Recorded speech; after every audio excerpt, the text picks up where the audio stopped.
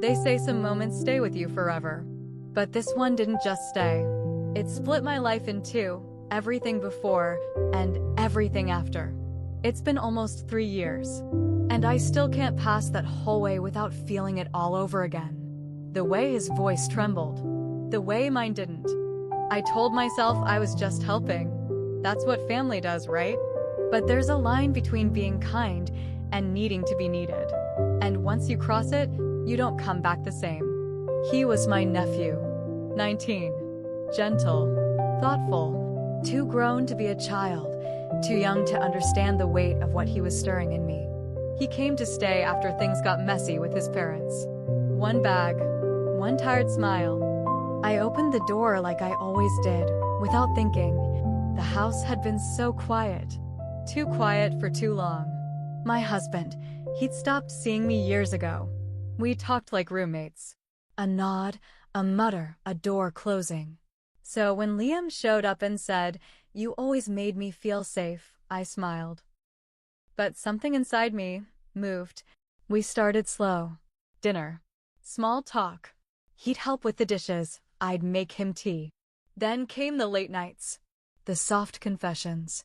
The silence that wasn't awkward, it was intimate. He started watching me more closely, asking questions no one else thought to ask.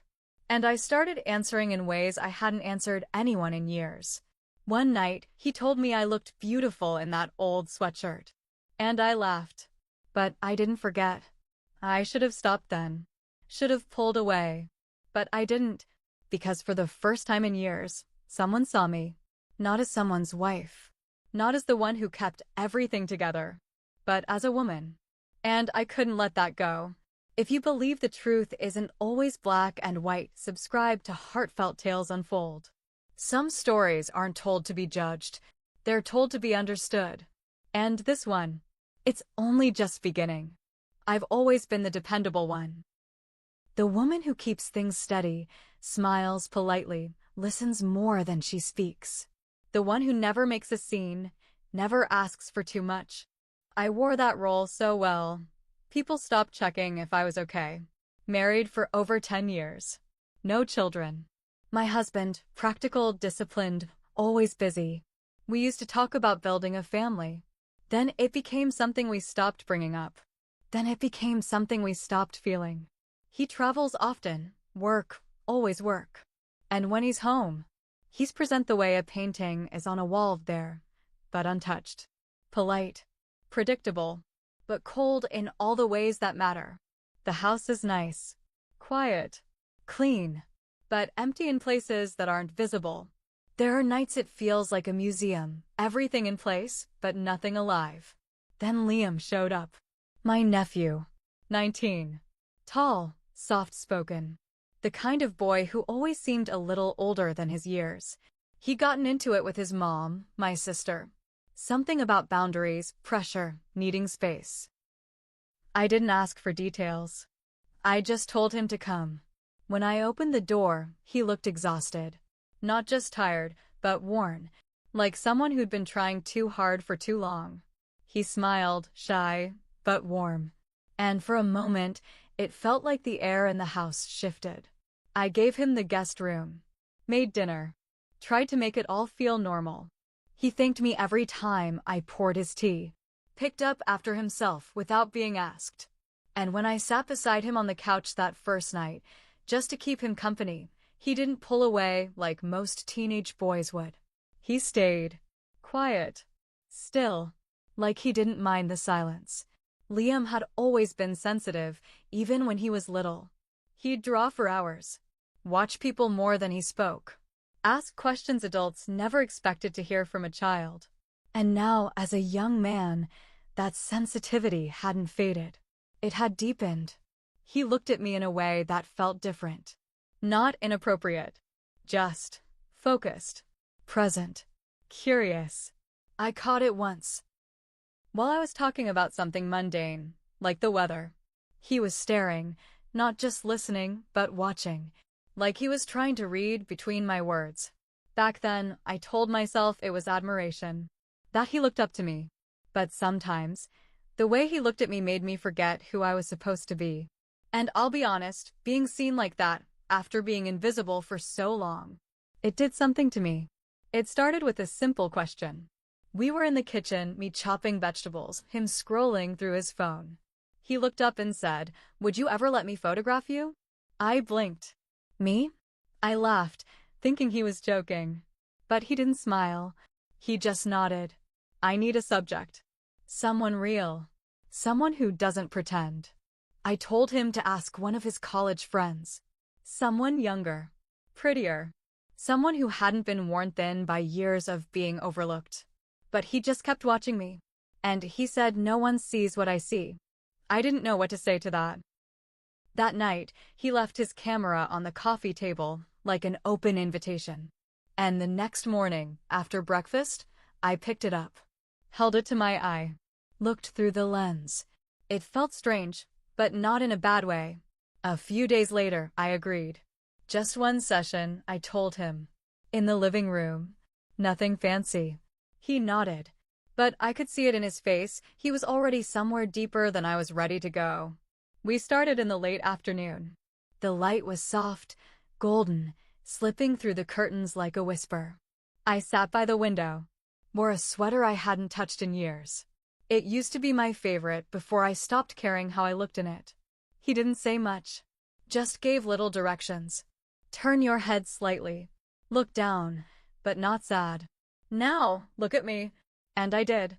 And for the first time in a long time, I didn't feel like I was disappearing. His eyes didn't flinch.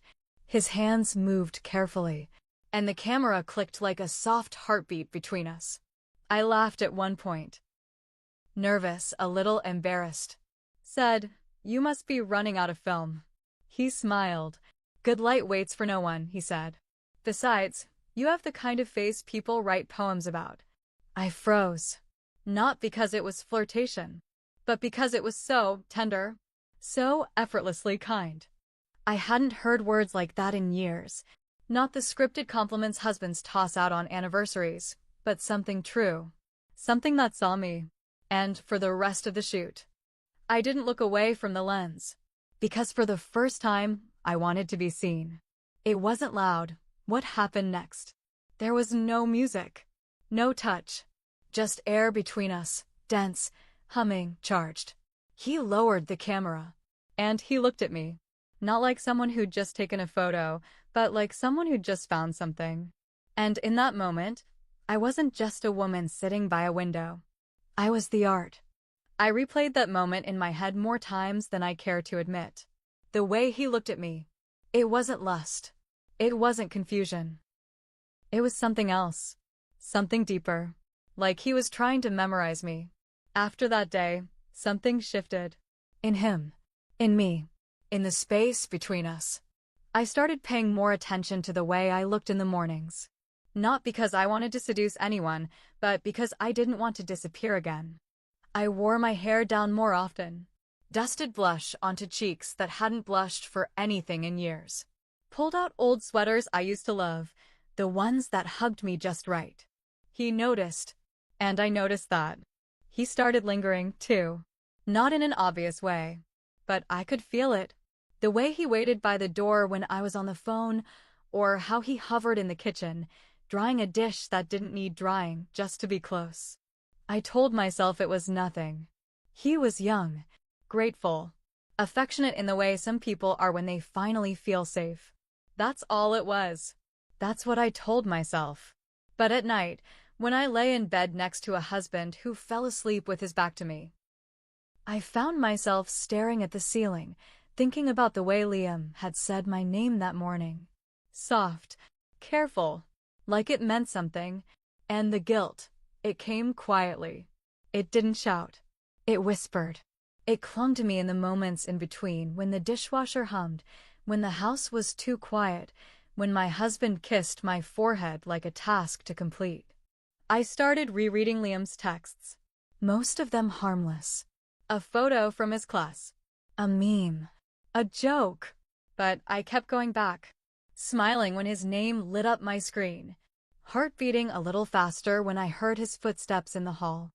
I told myself it was harmless, that he just reminded me what it felt like to be appreciated. to be seen. I wasn't doing anything wrong. Was I? Then came the night I couldn't forget. I was cleaning up after dinner. He was in the kitchen with me, drying the glasses. We weren't talking, just existing. And then, out of nowhere, he said, "You smell different tonight." I looked at him, confused. He smiled. Gentle, almost shy, like jasmine and something warm. "Your perfume makes the whole house feel like spring." I dropped the dish towel, laughed it off, but my hands shook. Because it wasn't what he said. It was the way he said it. Like he didn't just notice, he felt it. A week passed. Maybe more. I stopped keeping track. I'd gotten used to him being there. To the quiet comfort of his footsteps down the hall. To his voice in the evening. To the stillness between us that somehow felt full. Then one afternoon, he asked if we could do another shoot. He stood at the bottom of the stairs, camera hanging from his neck, and said, "The lighting in your bedroom's perfect around 5. The way the sun hits the mirror, it's beautiful." I paused. Everything in me paused. I should have said no, but I didn't. I told myself it was just photography, just art, just a bedroom. But even as I led him up the stairs, I knew this wasn't about light. It was about closeness. He didn't direct me much this time. Just let me sit on the edge of the bed, barefoot, sweater slipping slightly off one shoulder. He said he liked that it looked honest. I laughed. But it wasn't nerves this time. It was surrender. We didn't speak much during the shoot. Just glances. Small moments. Afterward, we sat by the window, drinking tea. I don't even remember who started the conversation. But suddenly we were talking about everything. His childhood. My marriage. The feeling of being invisible in your own home. The ache of wanting to be enough for someone, and never quite getting there. He told me his heart had been broken last year. Said he'd trusted someone who only saw him when it was convenient. I told him I understood. More than he realized. He looked at me for a long time, then said, "You're the only one who doesn't talk down to me. You actually listen." I looked away. Because if I didn't, I knew he'd see everything I was trying to hide. That night, after dinner, we stayed on the couch long after the credits rolled. It was dark, the kind of quiet where every breath feels louder. I reached for the blanket at the same time he did. Our hands touched, and neither of us pulled away. It was small. A flicker. But it felt like a spark in a room full of dry leaves. Our conversations started to stretch later into the night. We talked about dreams, regret, loneliness, the kind of things you only say when the lights are low and the rest of the world is sleeping. He wasn't just my nephew anymore. He was the first person in years who asked, "How are you really?" and stayed long enough to hear the answer. There was one night. He came to the door of my room. Not late, but just before dusk. He didn't say much at first. Just leaned against the frame. Then he asked if I believed in soul connections. I told him I wasn't sure anymore. He nodded slowly, then said, "Sometimes I think people meet in the wrong chapters. But that doesn't make it any less real." And then, the night before my husband was due back from his business trip, Liam stayed in the kitchen after dinner. The dishes were already done. There was no reason for him to still be there. I was wiping the counter, trying not to look at him too long, trying not to feel too much. But then he said quietly, carefully, "Auntie, can I tell you something? Something I've never told anyone." I stopped. He was standing just a few feet from me, but it felt like the air between us had vanished.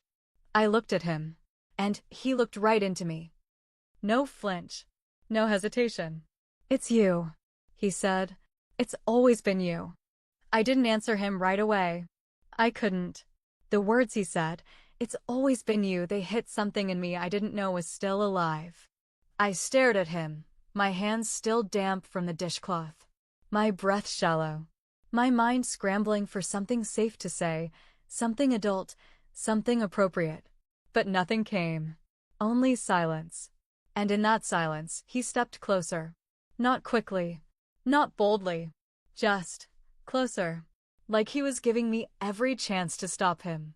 But I didn't move. My heart was pounding so hard I could hear it in my ears. The kitchen felt too small. The lights too dim. The air too heavy.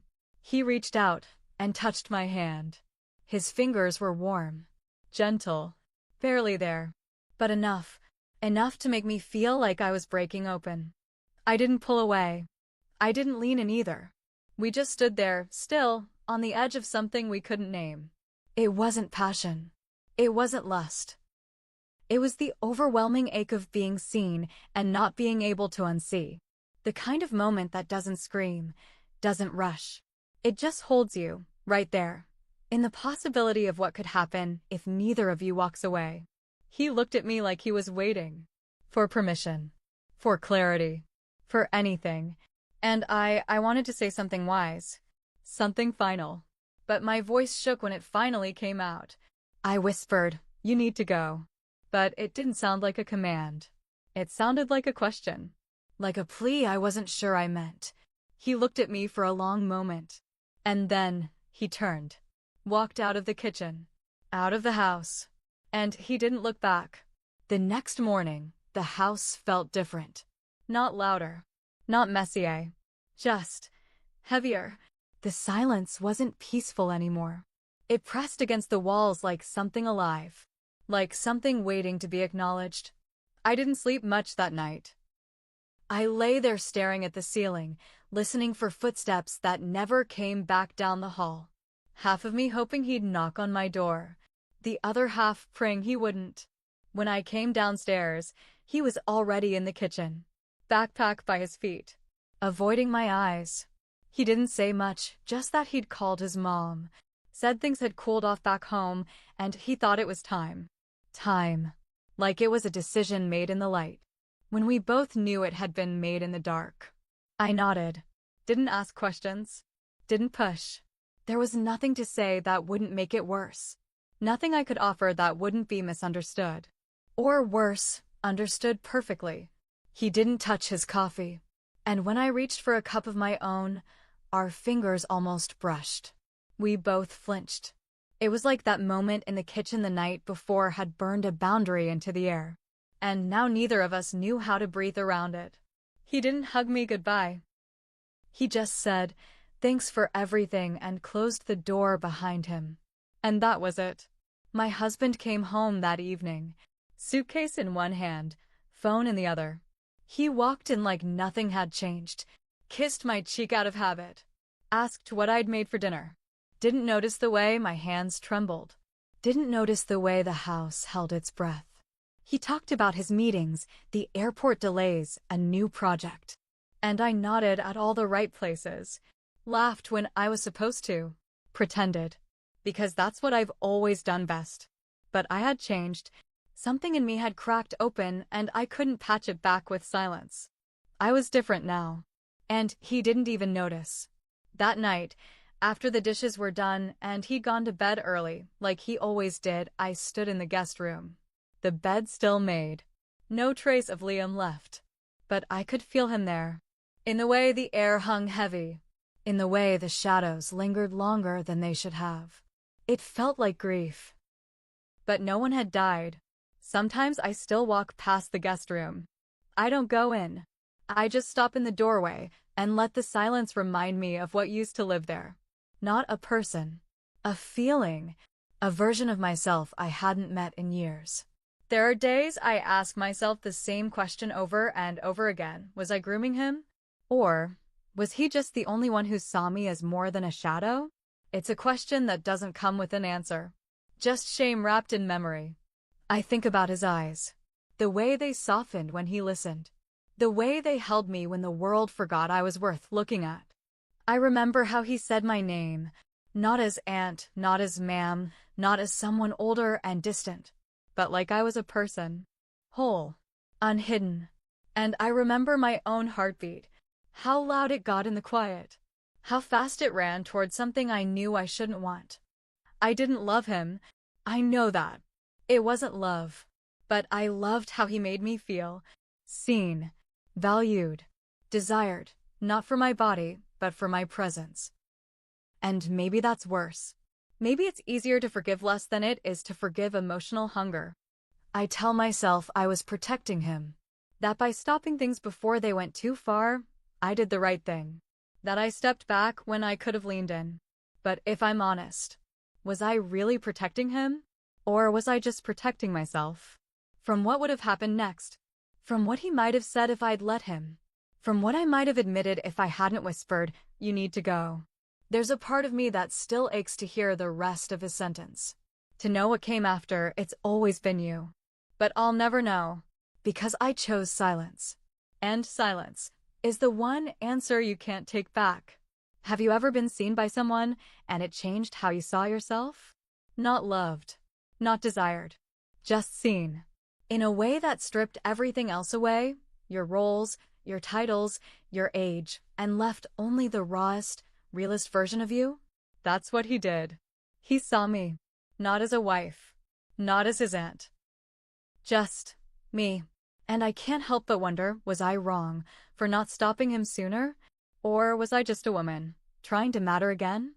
Trying to remember what it felt like to take up space and not apologize for it? I didn't ask for it, but I didn't run from it either. So now I ask you, was this betrayal? Or was it just human vulnerability exposed? Because sometimes we don't reach out to be touched. Sometimes we just need someone to look us in the eyes and prove we're still here. Was this weakness, or was it survival? And if these stories move you, break you, or make you think like this video, and subscribe to Heartfelt Tales Unfold. Because here we don't just tell stories, we unravel the human heart. Loneliness doesn't always knock loudly. Sometimes it slips in while you're folding laundry, or answering a question no one really listens to. Sometimes it hides in silence and waits for a voice that never comes. And the most dangerous truths aren't the ones we scream. They're the ones we never speak out loud, the ones that settle in our bones. I didn't touch him, but I let something happen. Something quiet, something real. And maybe silence is the loudest sin of all.